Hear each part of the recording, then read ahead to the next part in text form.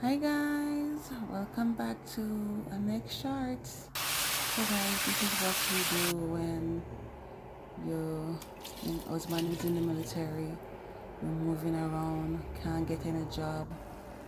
So you have to find yourself a job, right? So I just cook some food and just sell. Okay guys, so yeah, this is what I'm gonna do until I find a job. Okay guys, so